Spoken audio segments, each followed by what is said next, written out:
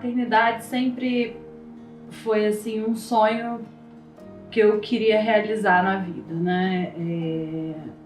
Tudo na minha vida assim eu esperei para tentar fazer na melhor hora. Então eu casei e demorei um tempo ali para querer engravidar, para poder aproveitar ali meu casamento um pouco, mas sempre com o sonho da maternidade para coroar ali a nossa família. E quando a gente decidiu ter filho, eu já tinha passado por um aborto no tempo de namoro e eu engravidei, só que com 16 semanas de gravidez eu perdi o meu primeiro neném ali dentro do casamento. A gente tinha viajado, quando eu voltei eu fui fazer uma ultra e não tinha mais batidas no coração. Então, nesse momento eu estava sozinha até no hospital, fiz a ultra, descobri e no dia seguinte marquei a curetagem, que foi um momento já muito impactante. Tinha acabado de voltar de férias, era perto do meu aniversário. Minha equipe médica muito acolhedora e foi essencial nesse momento, me ajudou muito. E aí prosseguimos com a vontade de ser pais, né? Eu já tinha 5, 6 anos de casado, já devia estar uns 10 não, uns 7 com meu marido.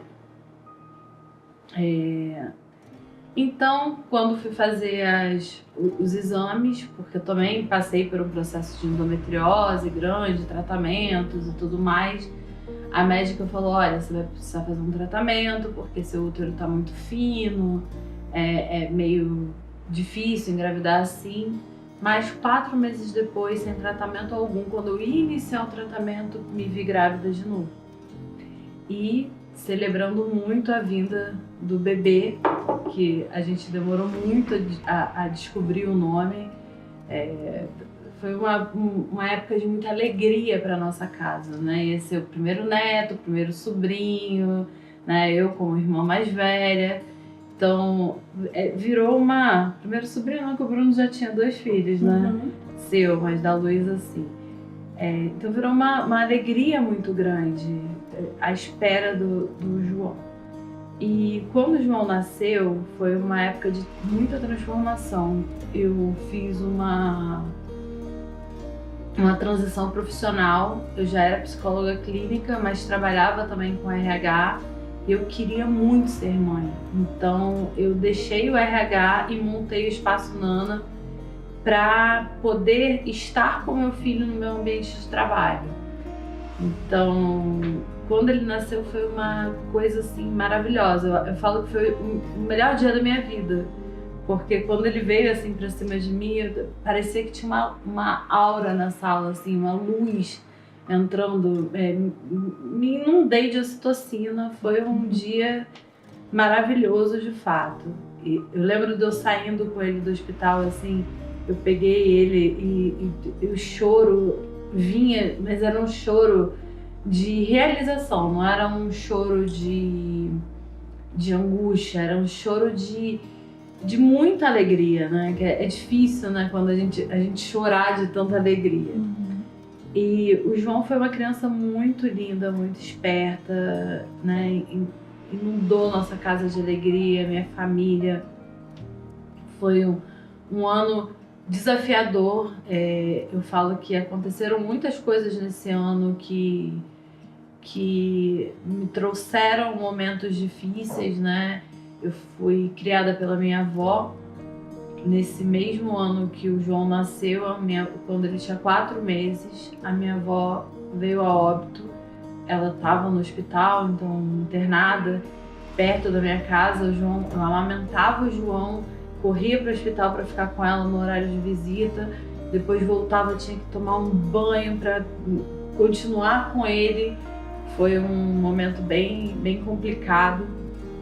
Eu lembro que nesse ano da vida do João, que foi tão intenso, eu passei por várias perdas de pessoas que não eram minhas pessoas. A minha avó era minha pessoa, mas pessoas próximas. E eu não tinha ido tanto a cemitérios quanto eu tinha ido nesse ano. Foi uma coisa que me impactou um pouco. A gente veio para Brasília passar o Natal. Eu morava no Rio nessa época. E quando a gente veio para Brasília, a gente passou o Ano Novo numa festa no Yacht Club, que era uma festa de Ano Novo, e foi uma festa linda, assim, né? E tinha um berçáriozinho lá embaixo. O João era uma criança que ele tinha muita dificuldade de dormir. E, enfim, eu passei a festa indo muito ver ele nesse berçário, passei uma noite muito intensa com ele, assim, de muito carinho. E no dia seguinte eu tava muito cansada. Minha mãe me chamou pra ir no Gilberto Salomão pra ir num almoço com a família, e eu não queria ir. Eu cheguei a falar pra ela, eu não vou. Ela, não, mas vamos, porque vai estar todo mundo quer te ver, quer ver o João. E aí eu cedi pra ela, e no momento que eu estava alimentando o João, ele broncoaspirou a comidinha. A gente tentou fazer os primeiros socorros e não conseguimos. No Hospital Dyer foram muitas pessoas, a gente teve muito apoio espiritual ali naquele momento, muitas orações. Conseguiram tirar ele do quadro, né? Porque na verdade ele não teve um bloqueio, ele teve uma broncoaspiração. E aí ele foi transferido para o Hospital Brasília.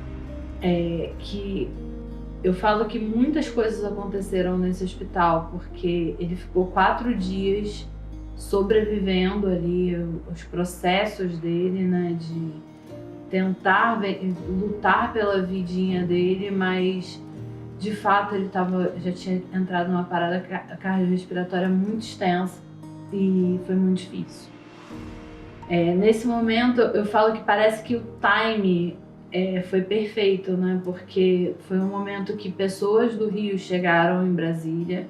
Então a madrinha dele, né, a Dinda, chegou e estava viajando. Foi Réveillon, então estava todo mundo meio de férias.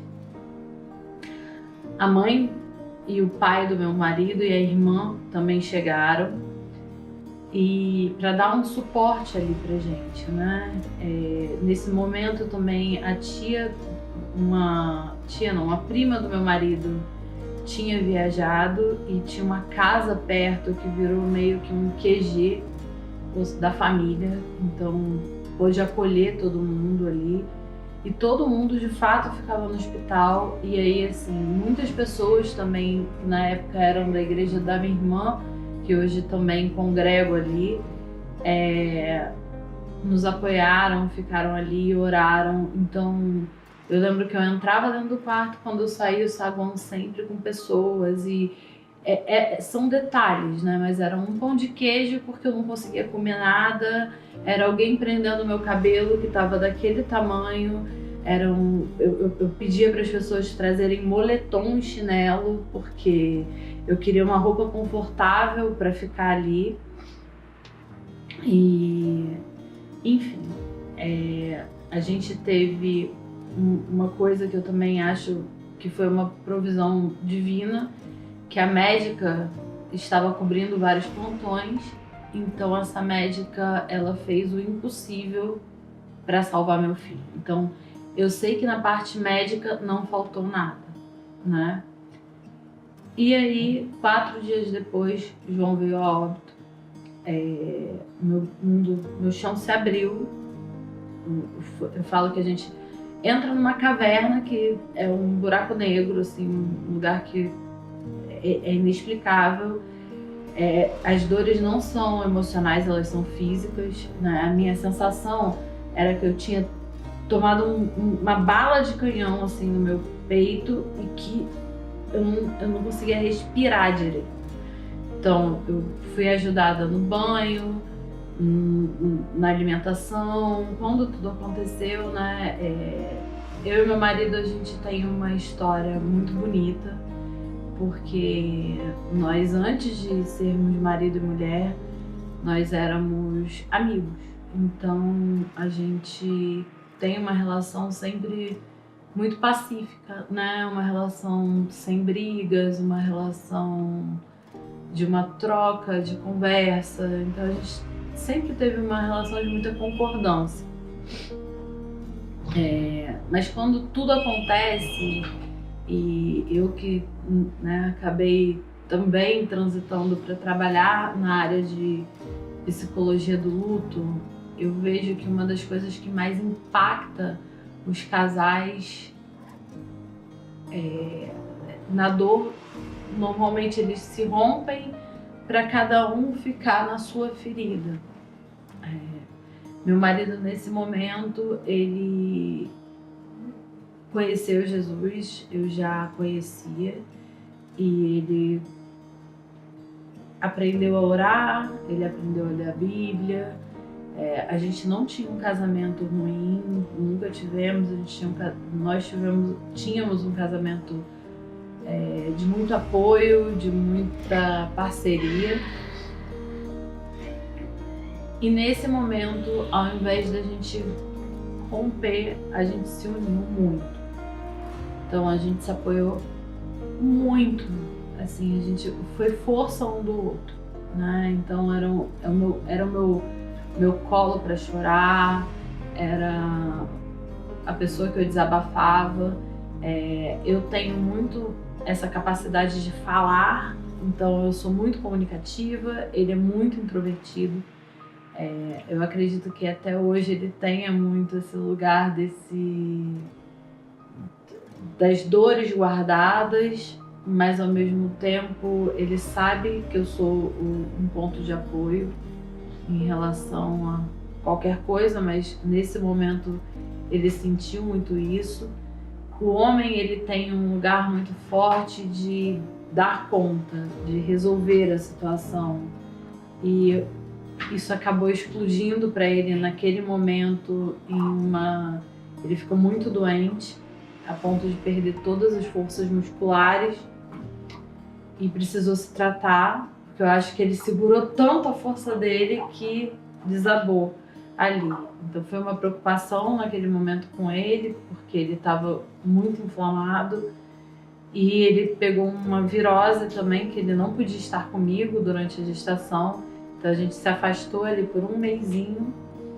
Eu fiquei sozinha em casa e foi um mês difícil, porque era o segundo mês do luto. Então foi difícil para ele, difícil para mim, mas ao mesmo tempo a gente sempre se apoiando muito, né?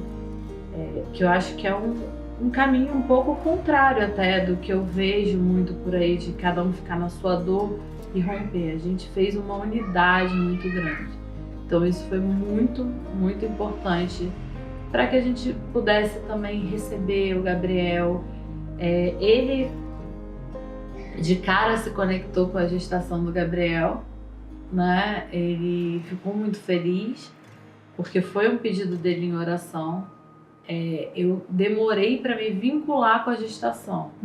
Eu não acreditava muito que eu pudesse amar de novo. Como eu falei, eu tinha um sentimento de traição do luto, de achar que se eu amasse o Gabriel, eu estaria traindo o amor do João, que é uma coisa absurda. Mas que eu falo que o nosso cérebro fica cheio de ervas daninhas, assim, né? A gente pensa... eu tive um pensamento tão louco que a ponto de eu olhar para a validade do shampoo no meu banheiro e falar bem assim: mas a validade do shampoo dura mais do que a vida do meu filho. Tipo, umas associações que não tem a menor cabimento para dar conta dessa dor, né? Mas a nossa relação, ela foi uma relação, e inclusive a gente nunca tinha abençoado nossa aliança na igreja, e a gente fez isso num momento, numa cerimônia incrível e muito sofrida, porque foram dias depois da morte do João, foram, sei lá, 3 dias depois, e a gente pediu pro pastor Gabriel abençoar nossas alianças, porque a gente era casado no civil, mas a gente não fez nenhuma cerimônia religiosa. E teve uma linda homenagem pro João na igreja, foi bem emocionante. Mas não foi vamos entender assim, não foi um casamento de sorrisos, mas foi um momento de uma bênção bem profunda. Nesse mesmo momento, nessa transição, meu marido, que não era conectado com Cristo, ele descobriu Cristo. Então, ao invés da gente brigar com Deus, a gente se apegou a Ele, né? E isso foi uma força, porque a gente precisava se alimentar de Deus naquele momento. E aí, uma noite, meu marido orando, a gente no meio de um luto horroroso, a gente teve uma noite de conexão, que parecia que a gente não estava no luto, a gente teve relação nessa noite, eu com 37 anos, cheia de endometriose, engravida do Gabriel. Então foi assim, uma coisa que é inexplicável, porque não é comum, né, dentro de toda essa adversidade. Aí vem uma gravidez, vem um luto e uma gestação de risco, com um hematoma muito grande, que eu tive que ficar na cama. Nesse momento eu entendi que era hora de parar tudo, de trabalhar, de tudo, vendi minha parte no Nana, me resguardei e continuei tendo apoio. Uma grande amiga que sabe que eu sou muito agitada me passou trabalho home office para ocupar minha cabeça. Foi muito difícil estar dentro de casa, parada, tendo que enfrentar esse luto, e até na questão de ajuda profissional. Na época eu tinha minha psicóloga habitual, que era maravilhosa, mas eu não estava sentindo que ela estava conseguindo me ajudar nesse processo. E aí fui em busca de uma outra psicóloga, que aí também são coisas divinas que acontecem, os anjinhos do nosso caminho. Eu olhando o Facebook, já tinha contactado 3 no Rio que eu não consegui falar, vi uma de São Paulo, que é a doutora Rosana Cassiano, e liguei para ela, ela estava indo pro Rio naquele final de semana, e me atendeu prontamente e ficou trabalhando comigo aí por um bom período. Inclusive ela foi no parto do Gabriel, que eu achei assim de uma sensibilidade absurda. E ela, quando eu olhei para ela, ela tinha perdido 2 filhos. Eu consegui me ver no futuro, né? Eu tinha uma sensação de estar traindo o luto, né? Porque eu não conseguia me conectar com o Gabriel, porque eu falava assim, se eu me conectar com o Gabriel, eu vou me desconectar com o João, porque eu me conectar com o Gabriel é alegria e eu tô vivendo um luto que é um processo de tristeza. Então as pessoas vinham pra mim, ai, Deus é maravilhoso, que bom, olha, te restaurou, tá trazendo. Não, pra mim, Deus é maravilhoso sim, mas não é sobre isso, né? Eu acho que as pessoas estão fazendo confusão na cabeça delas. Mas a doutora Rosana, ela me ensinou que tinham 2 caixas, porque essas caixas eram diferentes. Que uma caixa era sobre ser a mãe do Gabriel e a outra caixa era sobre ser a mãe do João. E que eu poderia estar com aqueles 2 sentimentos ao mesmo tempo. E aí ali no meu 6º mês de gravidez eu consegui, aí melhorou o hematoma, graças a Deus, que eu fiquei 6 meses de cama. E eu consegui me conectar com o Gabriel e comecei a fazer um enxoval e me preparar para isso. O Gabriel, né, a gente tem uma falsa ideia de que assim, o outro filho vai salvar a gente da dor, né? Ele vai se colocar nesse lugar do colo vazio e tudo mais, que de fato vem, né? Mas uma coisa que me caiu muita ficha foi que não era ele que ia me salvar, era eu que precisava me salvar por ele. Por quê? Porque ele era só um bebê, ele era que nem o João, né? Ele não teve culpa de chegar naquele momento, né? E sim, aquele momento toda a história fazia parte da história dele, mas que eu não podia colocar um peso nele de paraquedas, de tipo ser a minha salvação. Ele não era, né? Eu precisava me salvar e eu tinha recursos. O maior recurso que eu tive foi a minha espiritualidade estar conectada com a eternidade, entendendo que naquele lugar eu teria meu filho para sempre e que o nosso reencontro era certo, como o meu reencontro com a minha avó, e que aonde ele estava ele não tinha mais dor, ele estava nos braços de Jesus. Então hoje eu consigo ver o meu céu, eu consigo entender que ele está nele, né? E que estão meus parentes e que é a minha casa, é a minha morada, aqui é a minha morada de transição, né? A minha morada certa é na espiritualidade. Então eu estou numa passagem aqui para uma morada eterna que o meu filho já está lá. Eu fico até arrepiada de falar, porque nesse lugar eu dou graça, nesse lugar eu tenho gratidão pela vida do meu filho.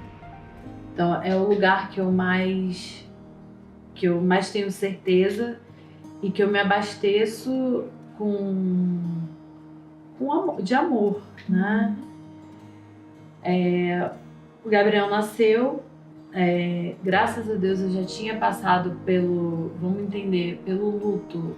Saudade eu vou ter do João para sempre. Tem momentos que eu acesso a dor, mas ao mesmo tempo o processo do luto, ele é o pesar, né?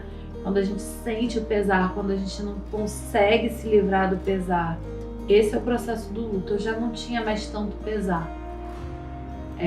Ainda estava ali, né? O Gabriel me nasce 9 meses depois da morte do João, também incrivelmente rápido. Ele nasce João morre dia 4 de janeiro de 2018, Gabriel nasce 3 de outubro de 2018. Então uma transformação muito rápida. Volto com ele para casa. Não voltei a trabalhar de cara, eu voltei a trabalhar quando ele tinha 1 ano e pouquinho. Fazia alguns trabalhos em outra parte, mas não tinha ainda condições de voltar com a psicologia. Quando ele faz 1 ano e pouco, eu emergi em estudos, emergi em ser mãe, para aproveitar aquele momento. Tive muito suporte da família. E quando ele tinha 1 ano e pouquinho, começa a vir a pandemia e eu volto a trabalhar de uma outra forma, home office. Então, hoje eu falo que assim, ninguém substitui ninguém, cada filho tem a sua importância, o seu valor.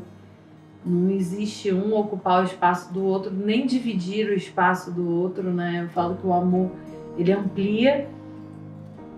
E o Gabriel, ele chegou sim para ser um novo membro da família, dentro da nossa história, ampliando esse amor. E hoje ele conhece a história do João, ele conhece a nossa história de vida, ele sabe da importância que o irmão tem e como tudo na nossa vida também tem um valor diferente da presença, do presente. E ele entende que o João hoje mora ali com Jesus e que um dia a gente também vai estar lá. Acho que por enquanto a gente está aqui cumprindo o nosso propósito.